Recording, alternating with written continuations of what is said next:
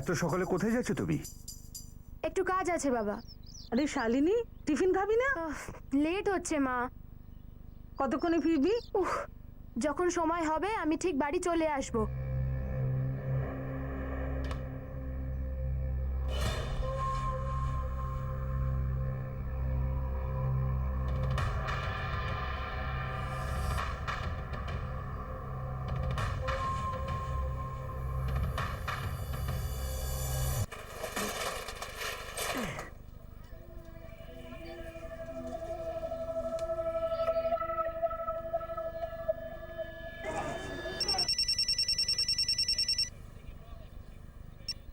Hello. Hello Abbas, আমি খাবার ready করে রেখে দিয়েছি, তুমি গরম করে খেয়ে নিও। তুমি কোথায় যাচ্ছ? আমি মায়ের কাছে যাচ্ছি, বিকেলের মধ্যে ফিরে আসবো। হঠাৎ করে? হ্যাঁ, মারও কিছু কাজ আছে। ঠিক আছে। কোথায় যেতে পারে ও? কিছু তো ধারণা আছে আপনাদের? কিচ্ছু বলে যায়নি আমাদের। অনেক বাড়ি এরকম না বলেই চলে গেছে। কিন্তু ফিরেও আসে। কালকে সকালে বেরিয়েছে, কিন্তু শালিনী এখনো বাড়ি ফেরেনি। কাল সন্ধ্যে থেকে আমি ওর ফোনেও ট্রাই করছি, ফোনটাও লাগছে না। দেখুন, আপনারা একটা কাজ করুন, আপনারা শালিনীর একটা লেটেস্ট ফটোগ্রাফ দিন, আর ওর ফোন রেকর্ডটাও আমাদের কাছে সন্ধ্যের মধ্যে চলে আসবে। তখনই একটা আইডিয়া পাওয়া যাবে যে ও কোথায় যেতে পারে। স্যার, আমাদের বাড়ি আর দোকান একই কলোনিতে। আমি প্রত্যেকদিন দুপুরবেলা খাবার খেতে বাড়িতে যাই। ও আমাকে ফোন করে বলল যে ও ওর মায়ের বাড়িতে যাচ্ছে। কিন্তু তুমি তো এক্ষুনি বললে যে তোমার বউ বাপের বাড়ি যায়নি। সেটাই তো স্যার, সন্ধ্যাবেলা যখন ওর ফোনটা সুইচ অফ পেলাম তখন আমি ওর মায়ের বাড়িতে গেলাম। সেখানে গিয়ে জানতে পারলাম যে ও তো ওখানে যায়নি। না বাবা আব্বাস, ও তো এখানে আসেইনি। আর আমার সাথে ওর কোনো কাজ ছিল না। কিন্তু মা, ও তো পরিষ্কার বললো যে ওর তোমার কাছে কাজ আছে। তুমি ঠিকভাবে শুনেছিলে তো? হ্যাঁ বাবা।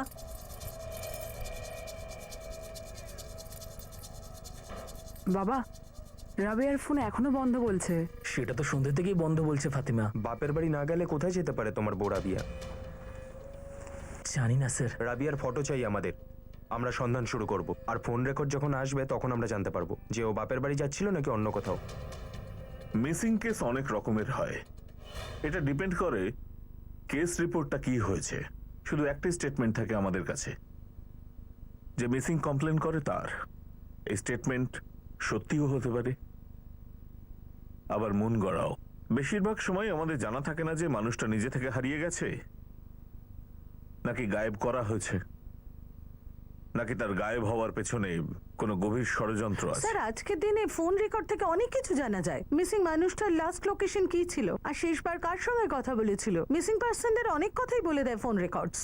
আর যেটা আপনি বলছিলেন স্যার, আর যে কমপ্লেন করছিল তার স্টেটমেন্টে মিথ্যে ডিটেলস দিয়ে থাকে, তাহলে সেটা ক্রস চেকও করতে পারি। অবশ্যই করতে পারি, কিন্তু প্রশ্নটা উঠছে সমস্ত অ্যাঙ্গেল ভালো করে দেখার পরও যদি মিসিং ইনভেস্টিগেশন ওই হারিয়ে যাওয়া লোকটিকে না খুঁজে পায়, তাহলে কি আমরা এটা মেনে নেব যে মিসিং কেস একটা ভয়ঙ্কর ক্রাইমের রূপ নিয়েছে?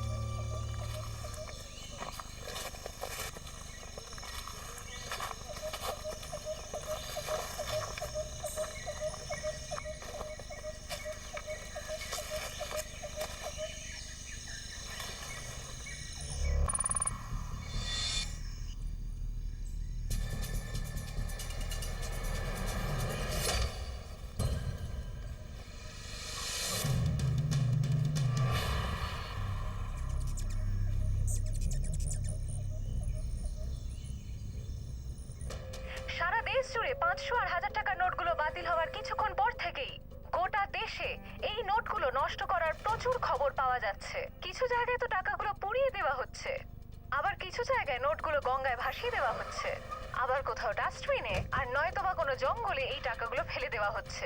পাবলিককে সচেতন করা হচ্ছে যে এই রকম নোটে ভর্তি ব্যাগ বা কোনো বস্তা পেলেই পুলিশকে যেন খবর দেয়।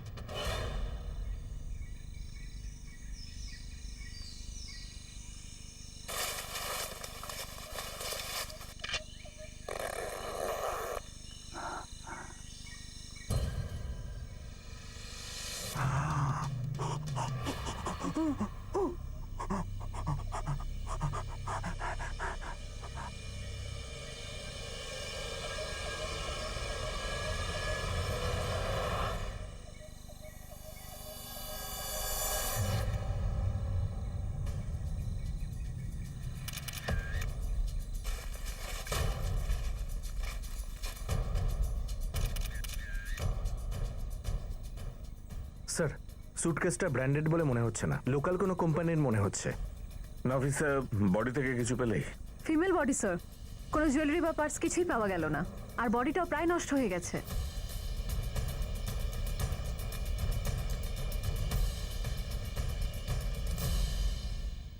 স্যার, সালোয়ার কামিজটায় কোনো ট্যাগ বা মার্কিং কিছু পেলাম না। খুনি খুব চালাক, লেবেল সরিয়ে ফেলেছে। স্যার, ডক্টরের সাথে কথা হয়েছে, আজকে সন্ধ্যের মধ্যে পোস্টমর্টমের রিপোর্ট রেডি হয়ে যাবে। ফিমেল, কিন্তু আমরা ভিকটিমের বয়স জানতে পারিনি, না টাইম অফ ডেথ। সব কমপ্লেন্টস বের করো, সব ফিমেল কমপ্লেন্টস বের করে আমাকে বলো যে কতজন এই মুহূর্তে মিসিং আর কতজন বাড়ি ফিরেছে। কেস এখনো ক্লোজ হয়নি। হ্যাঁ, মহিলা, পিঙ্ক কামিজ আর সাদা সালোয়ার, কোনো ওড়না ছিল না, শুধু সালোয়ার কামিজ। বয়স হবে 22 থেকে 27-এর মধ্যে। হাইট মোটামুটি 5 থেকে 2 ইঞ্চি, 1-2 সেন্টিমিটার প্লাস মাইনাস হতেই পারে। টাইম অফ ডেথ কয়েকদিন আগের নিশ্চয়ই। কয়েক সপ্তাহ আগে। আমি তো বলবো 5 থেকে 6 সপ্তাহ।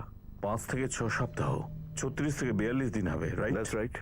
মৃত্যুর কারণ ডক্টর? বডিতে কোনো আঘাতের চিহ্ন ছিল না, যেটা দেখে আমরা বলতে পারবো যে স্ট্যাবিং হয়েছে বা ভারী কোনো কিছু দিয়ে আঘাত করা হয়েছে। আর বডিতে কোনো পয়জনের চিহ্নই ছিল না, মানে মৃত্যু গলা টিপেই হয়েছে। থ্যাঙ্কস ডক্টর, এক্ষেত্রে আমাদের ফোকাস করতে সুবিধা হবে।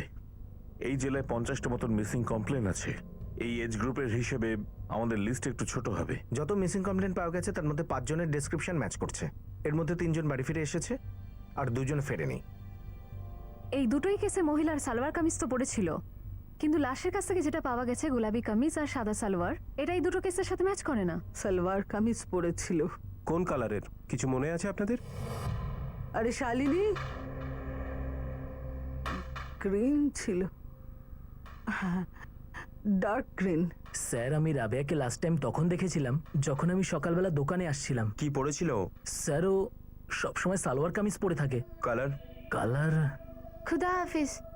খুদা হাফেজ, ক্রিম টাইপের কোনো কালার ছিল sir. Shalini Khanna dark green রঙের কামিজ পরেছিল আর রাবেয়া ক্রিম কালার। কিন্তু আমরা যেটা লাস্ট থেকে পেয়েছি সেটা গোলাপি কামিজ আর সাদা সালোয়ার। স্যার, এই দুটো ফ্যামিলিকে ডাকি। হতে পারে রাবেয়া ওর স্বামীকে মিথ্যে বলেছিল যে বাপের বাড়ি যাচ্ছে, পরে হয়তো ড্রেস চেঞ্জ করে। ড্রেস চেঞ্জ তো তাহলে শালিনীও করতে পারে। এই দুজন বাড়ি থেকে একই দিনে গায়েব হয়েছে, 5th অক্টোবর। আর আমরা বডি পেয়েছি প্রায় 38 দিন পর। পোস্টমর্টম রিপোর্টের হিসেবে লাশটা 36 থেকে 42 দিন আগের। স্যার, আপনার মনে হয়েছিল দুটো ফ্যামিলির মধ্যে কেউ ভুল স্টেটমেন্ট দিয়েছে? তাহলে এই গোটা মাসে কেউ ধরা পড়লো না? দুটো পুলিশ স্টেশনে যেখানে মিসিং কমপ্লেন লেখানো হয়েছে সেখানে ইনভেস্টিগেশন করেছিল হয়তো। ব্যাগে পাওয়া লাশটা কি কোনো তৃতীয় মহিলার ছিল? সেই ব্যাপারে সম্ভাবনা ছিল। সমস্ত মিসিং কমপ্লেনগুলোর মধ্যে এদের দুজনেরই ক্লোজ ম্যাচ হচ্ছিল, সেই কারণে ওই দুজনের ফ্যামিলিকে ডাকি।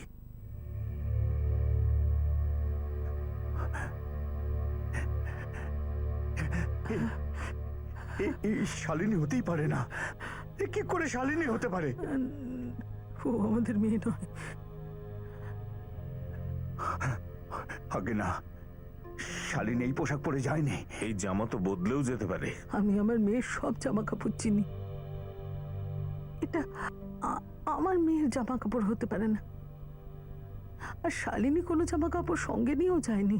এটাও তো হতে পারে যে শালিনী বাড়ি থেকে বেরিয়ে অন্য কোথাও গিয়ে সেখানে এই জামাটা চেঞ্জ করেছে।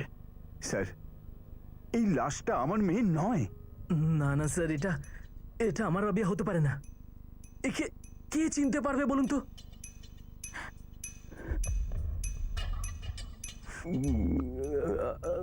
আগে না, আপনারা কাকে দেখাচ্ছেন? এই কোন দিক থেকে আমাদের রাবেয়ার মতো দেখতে? না স্যার, এটা রাবেয়ার সালোয়ার কামিজ হতেই পারে না, এটা আমি নিশ্চিতভাবে বলছি। ও রাবেয়া নয় স্যার। দুটো ফ্যামিলির কেউই সুটকেসটা চিনতে পারেনি, সেটা হতেই পারে। কোনো লাশকে ফেলার জন্য ব্যবহৃত সুটকেস নিজের বলে কেন দাবি করবে? তাহলে তো সন্দেহ তার উপরই যাবে। স্যার, এই মুহূর্তে প্রশ্ন হলো ডিকম্পোজ হয়ে যাওয়া বডিটা কার? শালিনী খান্নার না রাবেয়া রশিদের? লাশে পাওয়া যাওয়া দুটো কাপড় ছাড়া দুটো কেসেই একই রকম ডিটেলস পাওয়া যাচ্ছে। লাশটা যে কারোর হতে পারে, 50-50% চান্স আছে। আগে আমরা 100% শিওর হই যে এই লাশটা রাবেয়া বা শালিনীর নয়, তারপরে থার্ড অ্যাঙ্গেলে ভাববো। বিশাল, স্যার, তুমি সেই সব মার্কেটে খোঁজ লাগাও যেখানে এই ধরনের সস্তা সুটকেস পাওয়া যায়, আর ওই জঙ্গলের দিকে যাওয়ার সমস্ত সিসিটিভি ক্যামেরাগুলোকে ফলো করো। স্যার। নাফিসা, স্যার। বিভাচক পুলিশ স্টেশনে শালিনীর কেসটা রিপোর্ট হয়েছিল, আর মধুবন পুলিশ স্টেশনে রাবেয়ার। এই দুটো থানা থেকে ইনভেস্টিগেশন কপি নিয়ে এসো। আমাদের পুরোপুরি শিওর হতে হবে যে এই লাশটা ওই দুজন মহিলার নাকি নয়।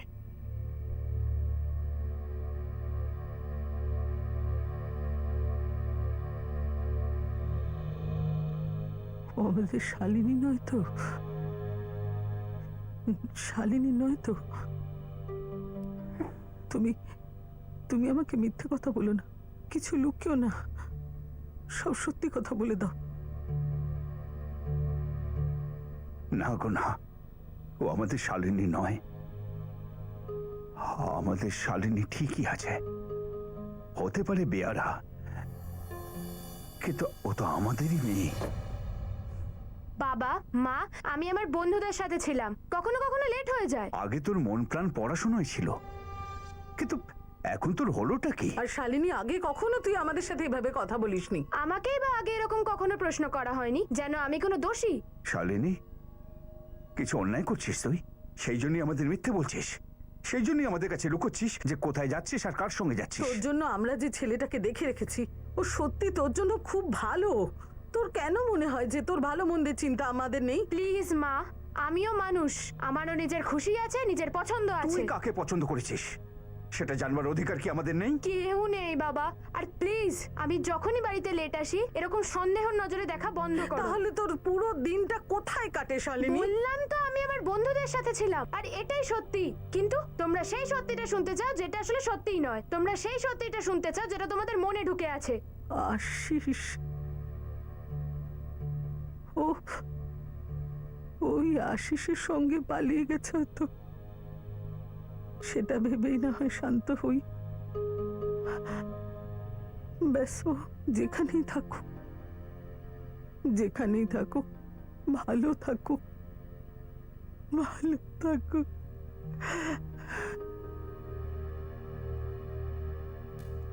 শালিনী খান্নার লাস্ট লোকেশন ওর বাড়ির খুব কাছাকাছি ছিল, ভিভা চকে, আর তারপরেই ওর মোবাইলটা সুইচ অফ হয়ে যায়। 5ই অক্টোবর 2016। হ্যাঁ, যেদিন ও বাড়ি থেকে বেরিয়েছিল।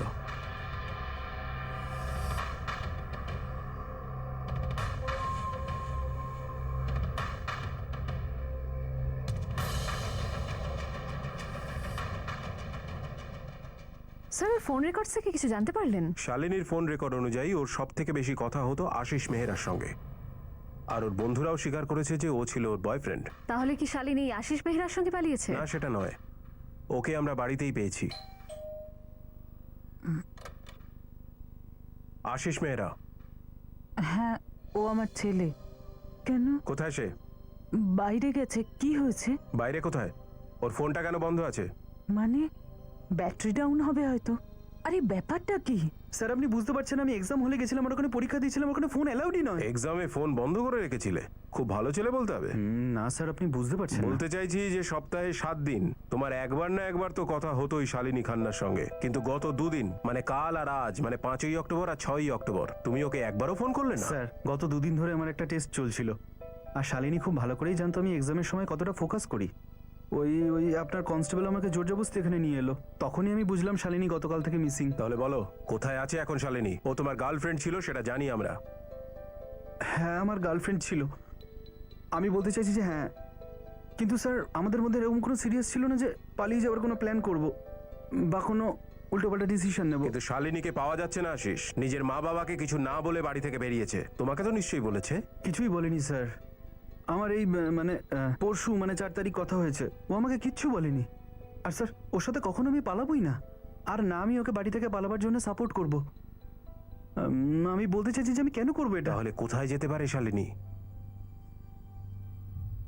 এই ছেলেটা আশিস মেহরা তো এখানেই রয়েছে। কলেজের ফার্স্ট ইয়ার থেকে চেনে শালিনীকে, দুজনে বয়ফ্রেন্ড তো গার্লফ্রেন্ড। ও বলতে পারছে না শালিনী কোথায় আছে? হ্যাঁ, আমি দুটো ছেলেকে লাগিয়েছিলাম, কিন্তু ও নিজেও চিন্তিত যে কোথায় গেল শালিনী। স্যার শালিনীর বাবা মা কি বলছেন? অনেক জিজ্ঞাসা করার পর ওর মা বাবা বলল যে শালিনী স্কুলে ভালো স্টুডেন্ট ছিল, কিন্তু কলেজে এসে একেবারে পাল্টে গেল, উশৃঙ্খল হয়ে গিয়েছিল। কোথায় যাচ্ছে মা বাবাকে বলে যেত না। এইরকম নয় তো যে ওর বাবা মা বিরক্ত হয়ে গেছে আর ওরাই না, আমরা ওদের মুভমেন্ট ট্র্যাক করেছি আর ফোন রেকর্ডও দেখেছি, কিন্তু এরকম কিছু আমরা পাইনি। আমার মনে হচ্ছে শালিনী আর ওর বাপ মায়ের ফোন রেকর্ডস আর একবার স্ক্যান করা উচিত। যদি শালিনী নিজের ইচ্ছায় কোথাও গিয়ে থাকে, এমনি হাওয়াতে তো গায়েব হয়ে যাবে না। হ্যাঁ স্যার, বিভাজক টিম থেকে আমি ওদের 3 জনের কল রেকর্ডস নিয়ে নিয়েছি। আমি মধুবন ভ্যালি থানা থেকে আসছি।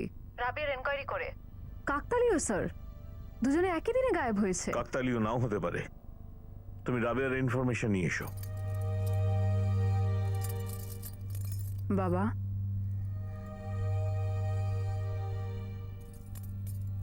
ফাতেমা, ওই ফয়জল কে? আমি কি করে জানবো বাবা?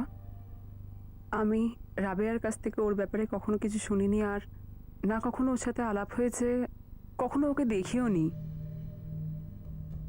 সালমা, রাবিয়া আব্বাসকে মিথ্যে বলেছিল কেন যে তোমার সাথে দেখা করতে আসছে? আমি কি করে জানবো? এটা আবার এমন নয় তো রাবিয়া তার স্বামী আব্বাসের সঙ্গে প্রতারণা করছিল? তুমি এসব কি বলছো? রাবিয়া এইসব কেন করবে? ও আব্বাসকে খুব ভালোবাসে। আব্বাস আঙ্কেল, তুমি এটার অ্যামাউন্ট খাতায় লিখে দাও, বাবা তোমায় মোবাইল থেকে পেমেন্ট করবে। ঠিক আছে বাবু, লিখে দেব।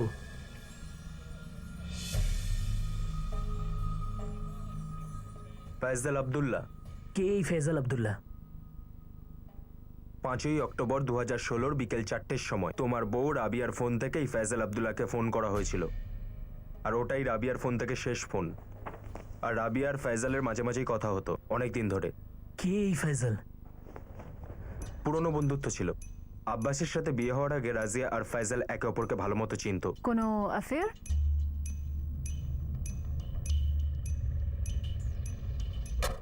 ভুল কথা স্যার, এটা মিথ্যে কথা স্যার। রাবি আর আমি একে অপরকে খুব ভালোবাসতাম। ও আমাকে ফোন করে বলেছিল যে ও আমার জন্য খাবার রেখে যাচ্ছে।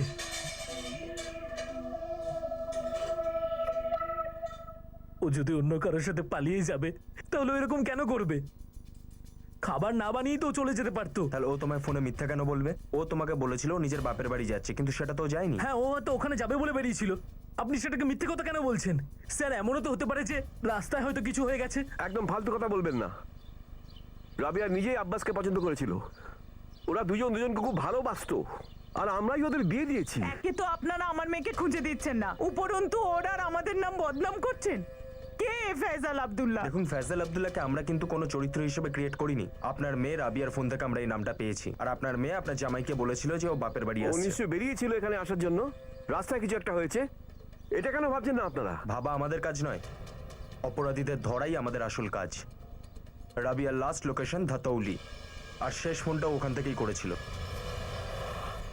আপনি সবসময় চুপ থাকেন, আপনি নিশ্চয়ই কিছু জানেন। না, আসলে ফয়সাল আব্দুল্লাহ আর রাবিয়া খুব ভালো বন্ধু ছিল, কিন্তু আপনি যা ভাবছেন তা ছিলই না। আবার আপনাকে আমি ক্লিয়ার করে দিই, আমরা কিন্তু কিছু ভাবছি না। যেটা রাবিয়ার কল রেকর্ডসে ছিল সেটাই বলছি। রাবিয়া আর ফয়সালের মধ্যে না কিছু ছিল আর না কিছু হতে পারে। ওরা শুধুমাত্র বন্ধু ছিল। রাবেয়া শুধুমাত্র একজনকেই ভালোবাসতো, আব্বাস। রাবেয়া যাকে বিয়ে করেছিল, আর ওরা সুখীও ছিল। আর এদের দুজনের মধ্যে ফয়সাল কোথা থেকে এলো? ফয়সাল ওদের দুজনের মধ্যে কি করে এলো সেটা কেউ জানে না, কিন্তু এসো তো ছিল। এই ফোন রেকর্ড পরিষ্কার বলছে যে এই বন্ধুত্ব কখনো পুরনো হয়নি। আর শুধু বন্ধুত্ব ছিল না, লাস্ট কলটা ওকেই করা হয়েছিল 5ই অক্টোবর। আর ফয়সাল এমনিতে রাজি হয়নি, অনেক পিটিয়েছি ওকে, কিন্তু ও কিছুতেই মুখ খুলছে না। শালা, রাবিয়ার সঙ্গে যদি তোর কোনো চক্কর না চলে তাহলে ফোনে কি তোরা রং নাম্বার খেলছিলি? বলেই তো দিলাম আপনাকে স্যার, অনেক দিনের বন্ধুত্ব। স্যার শুধু কথাই হতো স্যার, কোনো চক্কর ছিল না আমাদের মধ্যে। কি কথা? কখন দেখা করবে, কখন আব্বাস কাজে থাকবে, এইসব? না স্যার, ও শুধু আমার বন্ধু ছিল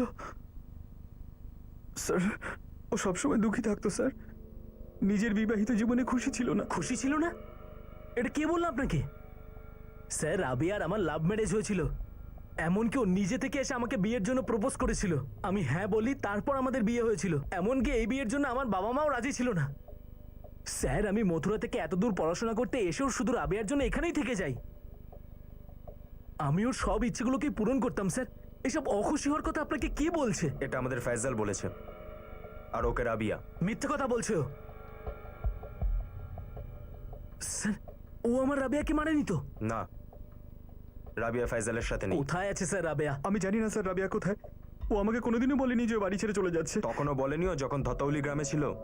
বিকেল 4টের সময় ও ফোনে তোর সাথে কথা বলছিল।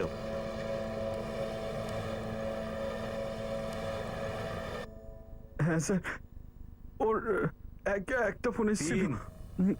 3টে ফোন এসেছিল তোর কাছে। হ্যাঁ স্যার, ওর 3টে ফোন এসেছিল আমার কাছে, কিন্তু স্যার আমার সঙ্গে ওর কোনো কথাই হয়নি।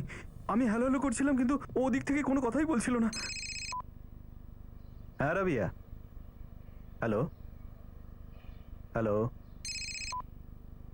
Hello hello Rabia, hello Rabia, Rabia তোমার আওয়াজ শুনতে পাচ্ছি না। হ্যালো। তোর এত ভালো বন্ধু 3বার ও তোকে ফোন করলো, কিন্তু কোনো কথা হলো না। তারপরেও তুই ওকে ফোন করলি না? করবো না কেন স্যার?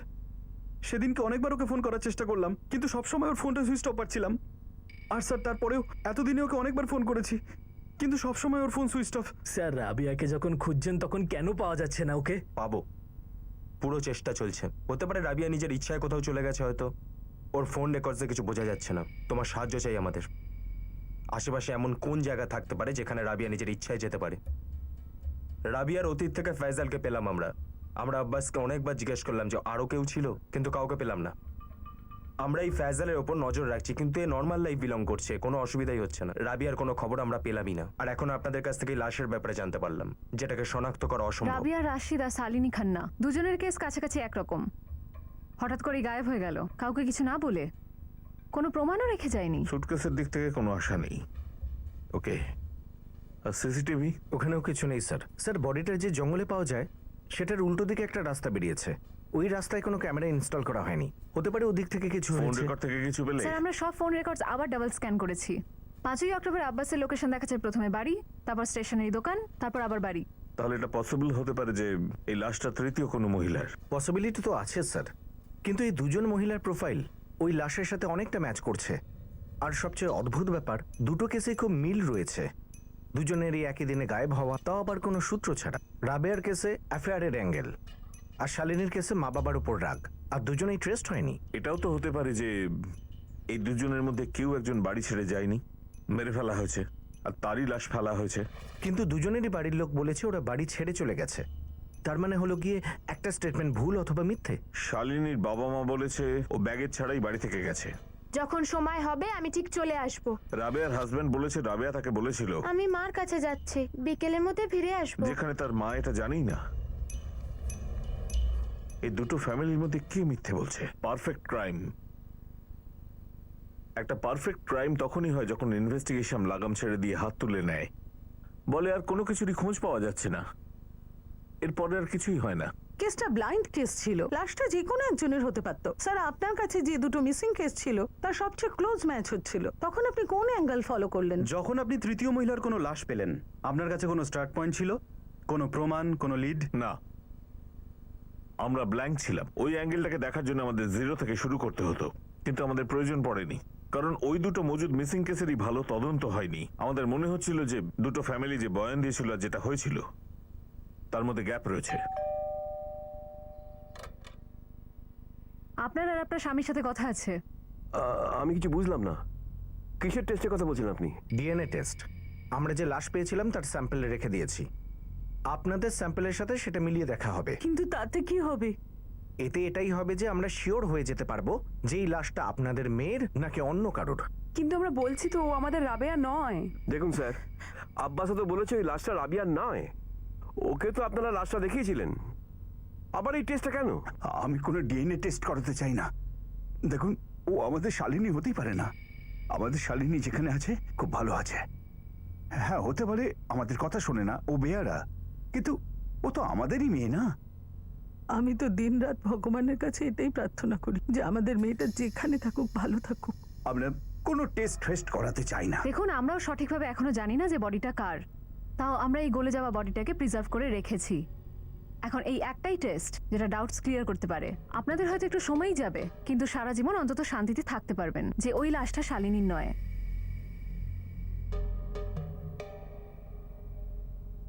কি হয়েছে বাবা? কি ব্যাপার? বাবা, এরা বলছে ডিএনএ টেস্ট করতে হবে, তাতে বলে এটাই প্রমাণ হবে যে যে লাশটা পাওয়া গেছে সেটা রাবিয়ার না অন্য কারো লাশ। কিন্তু আমি বারবার বলছি যে এই লাশটা রাবিয়ার নয়। হ্যাঁ স্যার, আমিও সে কথা বলছি যে ও আমার রাবেয়া নয়। দেখুন, এটা রিকোয়েস্ট নয়, অর্ডার। আপনার মেয়ে আর আপনার স্ত্রী রাবেয়া রাশেদ নিখোঁজ, আর আমরা সবাই ওকে খোঁজার চেষ্টা করছি। এই টেস্টটা তারই অঙ্গ, এই কারণে করতেই হবে।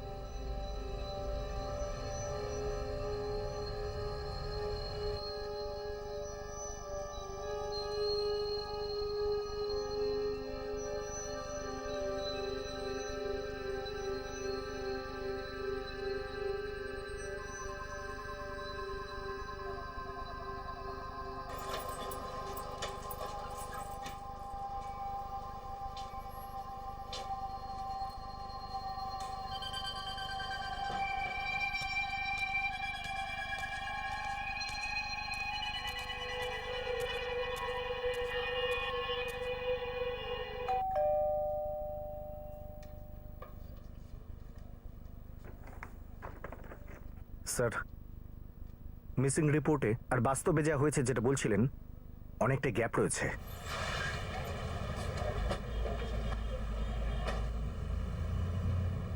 আব্বাস, রাবেয়ার মা বাবার ডিএনএ আর ওই লাশের ডিএনএ যেটা আমরা পেয়েছিলাম ম্যাচ করে গেছে। তার মানে রাবিয়াকে খুন করা হয়েছে? কে করেছে স্যার? ফয়সাল? তুই? কি বলছেন স্যার? আমি নিজের স্ত্রীকে কেন খুন করব? আব্বাস, আমরা ওই দরজায় টোকা মেরেছিলাম যেটা খুলতেই হতো। ফাতেমা, তুমি, শুধু তুমি জানতে যে ফয়সাল তোমার ছোট বোন রাবেয়ার পুরনো বন্ধু, যে কথাটা ওর স্বামী আব্বাসও জানতো না। ব্যাপারটা অদ্ভুত না? ফয়সাল আর রাবেয়ার শুধু বন্ধুত্ব ছিল নাকি ভালোবাসা, অ্যাফেয়ার? স্যার, আমি তো অ্যাফেয়ারের ব্যাপারে কখনো কিছু বলিনি।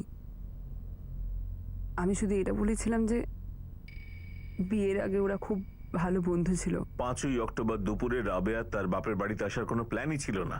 স্যার, আমি এই ব্যাপারে কিছুই জানি না। আব্বাস আপনাদেরকেও যা বলেছে আমাকেও তাই বলেছে।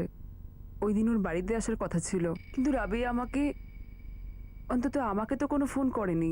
আব্বাস রাবেয়াকে কেন মারলো ফাতিমা? আমি বড়বাবুকে সবকিছু আগেই বলে দিয়েছিলাম, আর আপনাকে সেই কথাটাই আবার বলছি। 5ই অক্টোবর রাবিয়ার 3টে ফোন নিশ্চয়ই আমার কাছে এসেছিল, কিন্তু আমার সঙ্গে ওর কোনো কথাই হয়নি। ওই দিক থেকে আমি কোনো কথাই শুনতে পাইনি। আর আগেও আমি এটা জানিয়ে দিয়েছিলাম যে রাবিয়া ফোনে কান্না করতো, ওর আর আব্বাসের মধ্যে ঝামেলা আছে। কিন্তু ওদের মধ্যে যে কি ঝামেলা সেটা আমাকে কোনোদিনও বলেনি, আমি সত্যি বলছি। আমি জানি না যে আব্বাস রাবেয়াকে মেরেছে কি মারেনি। রাবেয়া আব্বাসকে নিয়ে কেন সুখী হয়নি? কি সমস্যা ছিল? দেখো ফাতেমা, যখন রাবেয়া গায়েব হয়েছিল সেটা তুমি জানতে কিন্তু লুকিয়েছো। এখনো যেটা জানো সেটাও বলছো না। তুমি সত্যিটা বলছো না ফাতেমা।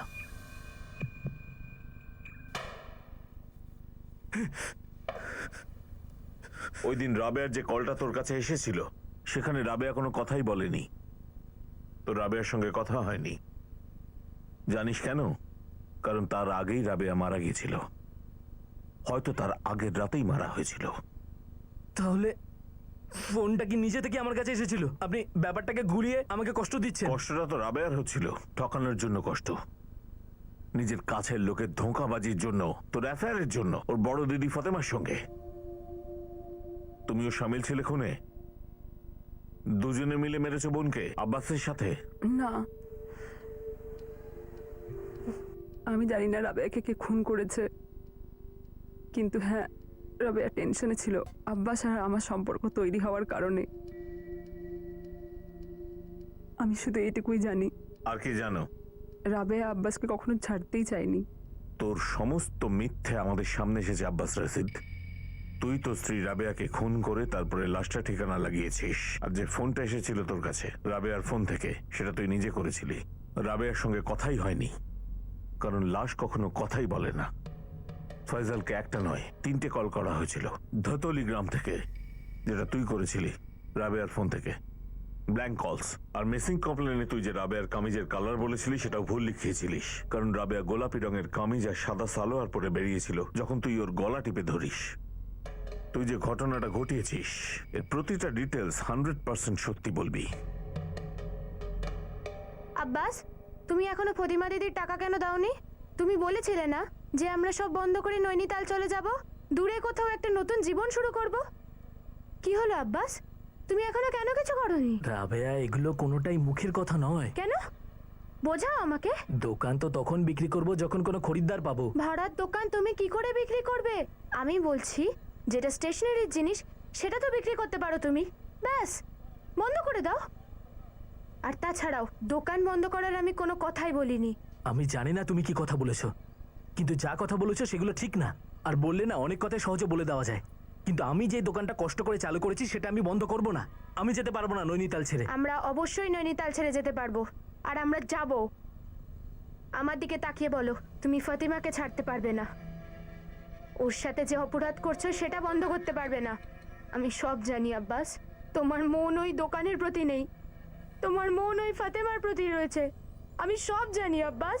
আমরা কালকেই নৈনিতাল ছেড়ে যাব, যেখানে খুশি যাব, যা খুশি করব, কিন্তু এখানে একটা দিনও থাকবো না। আর কোথাও দূরে চলে যাব ফাতিমা থেকে আর এই নোংরা স্মৃতি থেকে। তুমি হ্যাঁ কেন বলছো না? বলো হ্যাঁ। হ্যাঁ, আমি ফাতিমাকে সারা জীবনের জন্য ভুলে যাব, ছেড়ে দেব ওকে।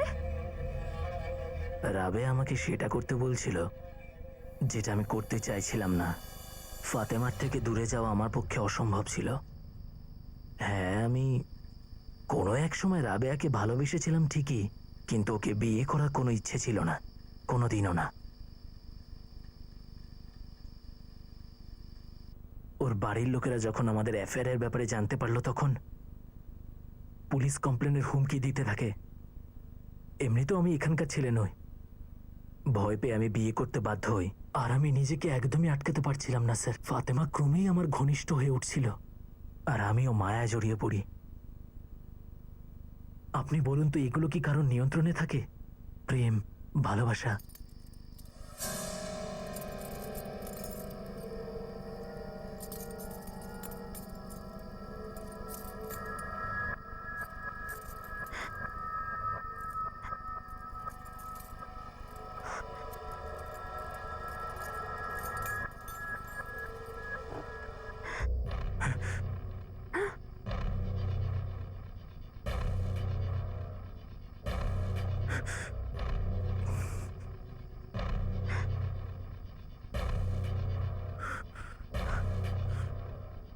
তুমি তুমি তুমি ঘরে ছিলে না? বাইরে বাইরে বারান্দাতেও ছিলে না। আমি ভাবলাম ছাদে ঠিক পাবোই, এইভাবে পাবো সেইটা ভাবিনি। আমার দিদির সাথে, আমার বড় দিদির সাথে।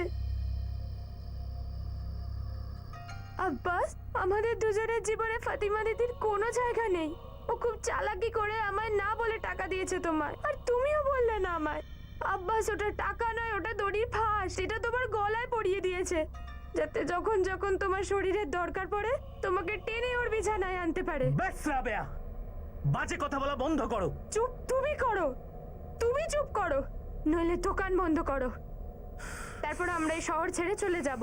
আমায় খালি এইটুকুনি বলো যে কালকে আমরা যাচ্ছি কি না, নইলে আমি সোজা গিয়ে বাবা মায়ের কাছে তোমাদের এই ব্যাপারে বলে দেব, যেখানে তুমি আর ফাতিমা তোমাদের লীলা চলছে।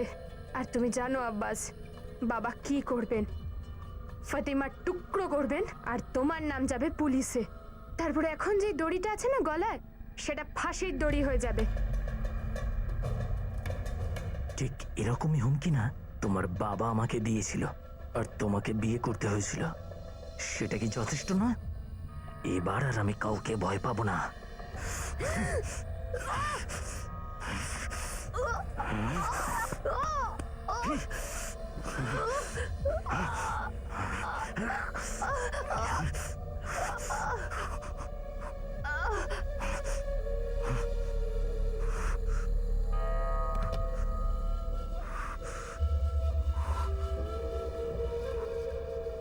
পরের দিন সকালে আমি হালদোয়ানি যাই মার্কেট থেকে সুটকেস কিনতে। আর নিজের ফোনটা দোকানে রেখে গিয়েছিলিস জেনে শুনে।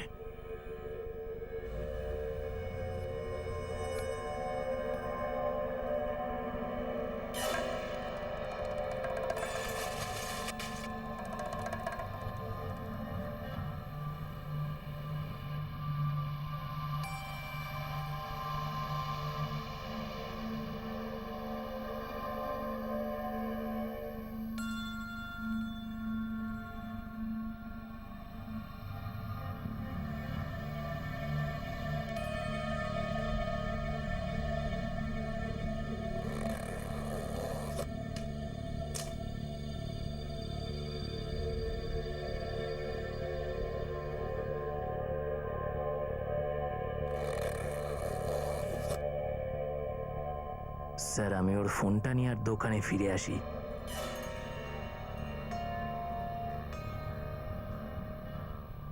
তারপর আমি রাবেয়ার ফোন থেকে নিজের ফোনে ফোন করি, যাতে আমি পুলিশকে বলতে পারি যে রাবেয়া আমাকে ফোন করে বলেছিল যে ও নিজের বাপের বাড়ি যাচ্ছে।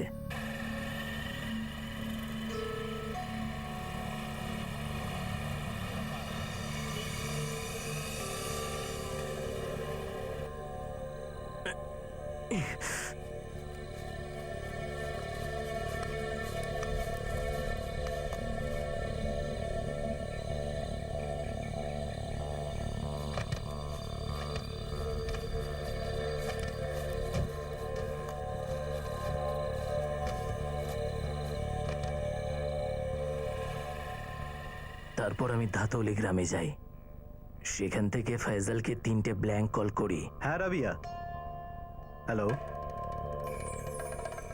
হ্যালো রাবিয়া, হ্যালো রাবিয়া, রাবিয়া তোমার আওয়াজ শুনতে পাচ্ছি না। তুই আগে থেকে জানতিস ফয়সাল আর রাবেয়ার বন্ধুত্বর ব্যাপারে? ফাতেমা আমাকে বলেছিল, আর ফয়সালের নাম্বারটা আমি রাবেয়ার ফোনে পাই। বাহ, কত কষ্ট করেছিস তুই, কি ভালো প্ল্যানিং করেছিস, কি দারুণ গেম খেলেছিস। কিন্তু গেমটা কি জিতলি? ট্রফি এলো হাতে, ফতেমাকে কি আর পাবি?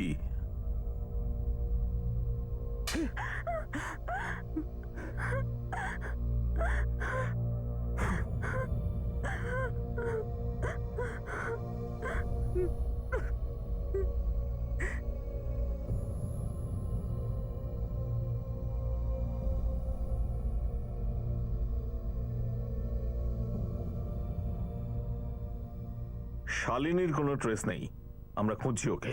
সেই মিসিং কেসগুলো সব থেকে মুশকিলের হয়, যেখানে ভিকটিম নিজের সম্পর্ক নিজেই পেছনে ফেলে চলে যায় একটা নতুন দুনিয়ায়।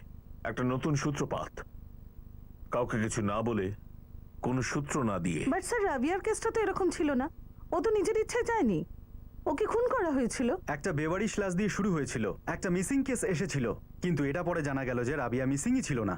ওর মিসিং কমপ্লেনটা দায়ের করার আগেই ওকে মেরে ফেলা হয়েছিল। তাহলে আমরা এটা বলতে পারি যে রাবিয়ার প্রথম কেসটা ইনভেস্টিগেশন করার আগে কোনো গাফিলতি ছিল হয়তো। যদি আপনারা ওই লাশটা না পেতেন তাহলে রাবিয়ার কেসটা একটা পারফেক্ট ক্রাইম হতো হয়তো। একদিক থেকে দেখলে হ্যাঁ, অন্য দিক থেকে দেখলে না। প্রত্যেকটা কেসের ক্ষেত্রেই ডেড এন্ড থাকে। তোমরা সবাইকে সন্দেহ করতে পারো যে সে মিথ্যে বলছে, সবাইকে অপরাধী মনে হয়, খুনি বলে মনে হয়, কিন্তু চার্জ ফিক্স করবার জন্য তোমাদের কাছে কংক্রিট প্রমাণ চাই। আর প্রমাণটা হলো ডেড এন্ডস, অন্ধকার গলি চিরে তাতে আলোর ঝলক ফেলা। সো এখনো শালিনীর মিসিং কেস ওপেন? অবশ্যই ওপেন, তবে তাড়াতাড়ি ক্লোজ হবে। ওই ফাইলটাও রাবেয়ার ফাইলের মতো তদন্ত শেষে শীঘ্রই ক্লোজ হবে, ততদিন অপেক্ষা। রাবিয়ার স্বামী আব্বাস রশিদকে আইপিসি 302 ধারা অনুযায়ী গ্রেফতার করা হয়েছে। এর সঙ্গেই তার বিরুদ্ধে আইপিসি 201 ধারা অনুযায়ী প্রমাণ লোপাট করার অভিযোগও দায়ের হয়েছে। আর এই মুহূর্তে সে আইনি হেফাজতে রয়েছে। আর শালিনী খান্নার খোঁজ এখনো চলছে। মতভেদ থেকে সৃষ্টি তিক্ততার সমাধান তখনই হয় যখন উদ্দেশ্য স্থির থাকে যে শান্তিতে সমাধান করতে হবে। আর যদি সমাধান না হয় তাহলে নতুন করে আবার শুরু করতে হয়, সামনে এগিয়ে যেতে হয়। অসম্পূর্ণ জীবনে প্রবেশ না করা আমাদের হাতেই থাকে, আর অসম্পূর্ণ জীবন সম্পূর্ণ করার জন্য গুরুতর অপরাধ না করা সেটাও আমাদের হাতেই থাকে। অসন্তুষ্টির বিরুদ্ধে লড়াই করার জন্য একটা নেগেটিভ বা একটা নেতিবাচক চিন্তা করলেই না আমরা শান্তি পেতে পারি, আর না তাতে কষ্ট কমে। এই কথা বলেই এখন আমি অনুপ সোনি আপনাদের থেকে বিদায় নিচ্ছি। আবার দেখা হবে পরবর্তী এপিসোডে আরো একটি চমকে দেওয়ার মতো ঘটনা নিয়ে। For more updates, subscribe to our channel, click the show links and enjoy watching the videos.